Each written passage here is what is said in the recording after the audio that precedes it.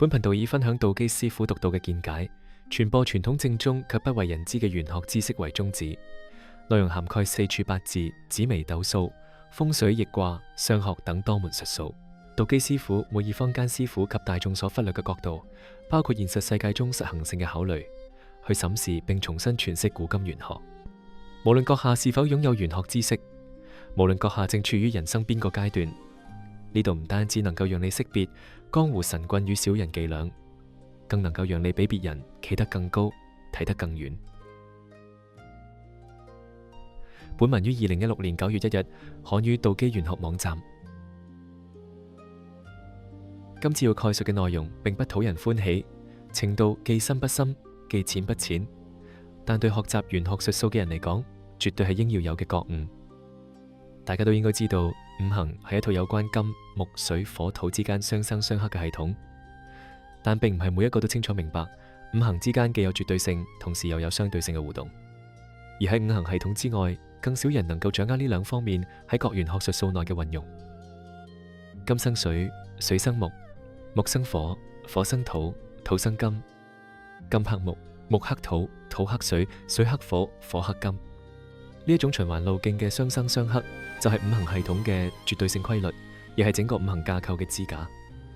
脫離呢種規律嘅理解，亦就等同拒絕承認自古相傳嘅五行系統。呢種絕對性顯然係不容違背㗎。但喺絕對性之外，好多人卻喺實際應用時忽略咗五行系統仲有相對性嘅存在。乜嘢係五行系統嘅相對性？各種五行之間嘅強弱多寡，便是五行系統嘅相對性。乜嘢情況下會運用五行系統嘅相對性？預測同判斷吉凶、利弊、優劣。喺五行系統上，從來冇一種五行先天帶有絕對性嘅吉凶，只有喺各種五行互相比較下，先至有強弱多寡之分。嗰啲土重金埋、水泛木浮，便是出於相對性嘅理解。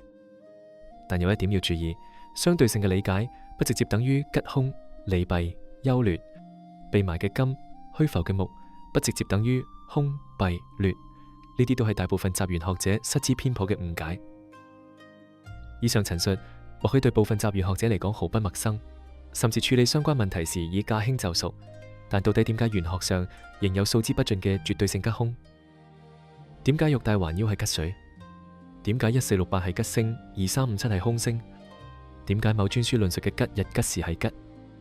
你有冇認真諗過，究竟呢啲吉凶法則係建基喺啲咩觀念之上啊？你同意呢啲吉凶法則嗎？呢啲吉凶法則喺實際應用時真係可行咩？